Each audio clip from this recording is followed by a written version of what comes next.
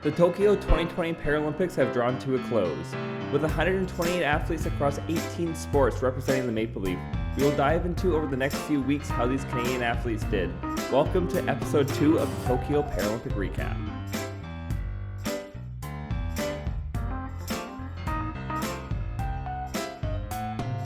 Outside of Tokyo, Izu Velodrome was where Canada's Paralympic cycling team began their games. Keely Shaw of Midale, Saskatchewan kicked off the medal hunt for Canada. Shaw, in her first games, qualified for the C4 3,000 meter individual pursuit bronze medal final in a time of 3:49.032. In the bronze medal contest, the Canadian would claim third, taking the bronze in 3:48.342, winning Canada's first medal of the Games. In second was Sean Morelli, and first was Emily Petricola. After a major crash saw the Rio 2016 Olympian transition to Paralympic cycling, Kate O'Brien began her journey in the C4 500 meter time trial. Putting up a factor time of 35.439, O'Brien won silver in her first Paralympic event, sharing the podium with bronze medalist Caroline Groot and gold medal winner Kadina Cox. In his second games after winning a gold, silver, and bronze in Rio, Tristan Chenove looked for more hardware. The Cranbrook, BC native went 3:40.591 in the C1 3,000 meter individual pursuit qualifying, pegging Chenove for the gold medal final. Up against Mikhail Ashatov, the Canadian was lapped by the RPC's athlete. Ashatov won gold, Chenove takes silver, and Zhangyu Li of China claimed bronze. Leaving Izu, Canada moved to the Fuji International Speedway for the time trial and road race. Marie-Eve Courtois raced the 16-kilometer time trial with teammate Shelley Gauthier in the T1-T2. Courtois would race to a 6th place in a time of 39:45.55, while Gauthier finished 8th in a factor time of 41:07.32. The pair would race in the T1-T2 26.4-kilometer road race. Courtois of Quebec City did not finish. Gauthier came 5th in a time of 1:24.48. The C4 time trial saw track medal winners Kate O'Brien DNF the 24-kilometer TT, while Keely Shaw placed 4th in a time of 42:11.09, finishing just off the podium. Keely Shaw participated in the foggy and wet road race. The 79.2-kilometer race had the Saskatchewan athlete finish a lap behind due to poor conditions. A trio of Canadians raced in the men's H3 time trial. The 24-kilometer trial had Joey Desjardins place 11th in a time of 46:13.88. In 12th, Charles Moreau dropped to 47:0.95, and Alex Heidman finished in a 51:35.43, coming 16th. The road race had Joey Desjardins place 8th, Charles Moreau was 10th, and Alex Heidman came 11th, finishing the 79.2-kilometer road race for H3. Ross Wilson in his second games would come 7th in the C1 time trial, finishing the 16-kilometer ride in a time of 27:57.31.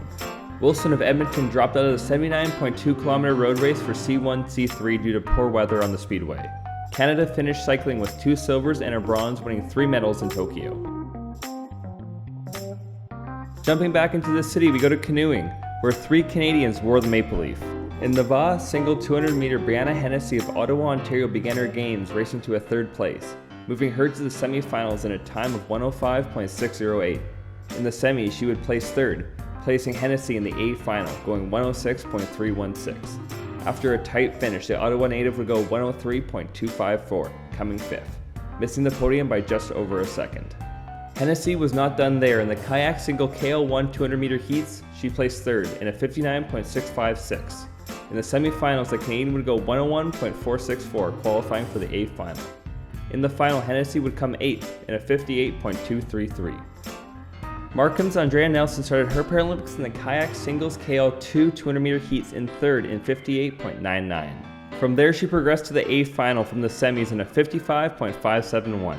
In the A final, Nelson would come 8th, going 56.637. The Baja singles 200-meter for men had Mathieu St. Pierre go 59.683, qualifying him for the semifinals. In the semis, a 56.025 would punch St. Pierre a ticket to the A final. The Shawinigan native finished 5th in the final, leaving a 56.029 in the water. All 3 Canadians would finish the games with a finals appearance. Leaving the water, we go to the courts, where 1 athlete represented the Maple Leaf. In badminton, Olivia Meyer began her first games against Thailand's Shanita Srinivakkal in group play. Serena Vakal won the first set 22-20 before losing the second set to Meyer 22-20. The Winnipeg native would lose the tie-breaking third set 21-13, losing 2 sets to 1. In her second match, Meyer would fall 2 sets to none to Helle Sophie Sagoy of Norway. The 19-minute match would finish 21-6, 21-8 for the Norwegian. Meyer, looking to conclude her games with a win, would drop her first set 21-7 to Australia's Caitlin Dransfield.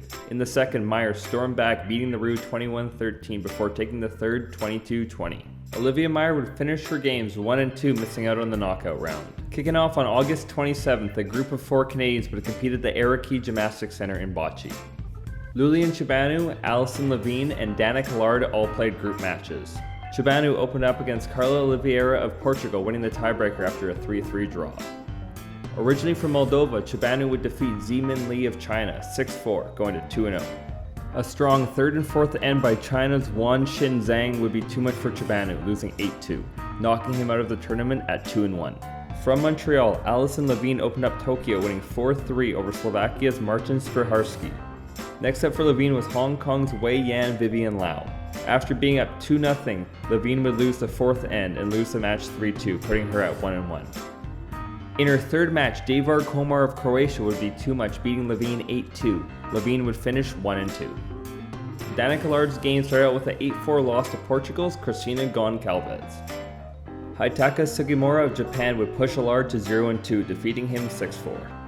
Allard would finish his games with a 12-1 win over the RPC's Diana Tisplina.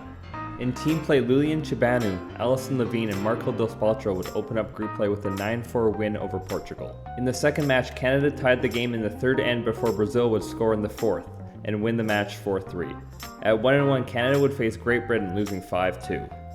For a chance to go 500, undefeated Slovakia would score late, winning 4-3. Canada wrapped up Boccia, going 1-3. From Boccia, we moved to fencing, where 4 Canadians wore the red and white. Ruth Sylvie Morel in her third games would go 0-4 in the sabre, placing her 14th. From Pincourt, Quebec, Morel would go 1-4 in the épée, finishing 15th. Saskatchewan's Ryan Roussel in his first games went 0-4 in the sabre, placing 13th, and 0-6 in the épée, finishing 14th. Mathieu Hibert would place 15th in both the sabre and foil. From Quebec, Hibert went 0-4 in the sabre and 0-4 in the foil. In his fourth games, Pierre Manville went 1-4 in the sabre. Manville qualified for the round of 16. In his match, Manville would fall short, 15-9 to France's Maxime Vallet. From St. Columban, Quebec, Manville would go 0-4 in the épée. From swords to guns, 2 Canadians competed in shooting at Osaka Shooting Range. Doug Blesson of Port Coquitlam, BC placed 28th in the 10-meter air rifle stand qualification. Lynn Tremblay of Mégot, Quebec was 27th. The pair continued their games in the air rifle prone. Tremblay scored 609, coming 36, and Blesson was 33rd in a 627.5. In the 50-meter air rifle prone, Tremblay was 29th with a 586.8, and Blesson finished 28th, getting a 610.3, concluding the games for the 2 Canadians. That's it for episode 2. In the next episode, we'll look at Canada's team sports and see how they did.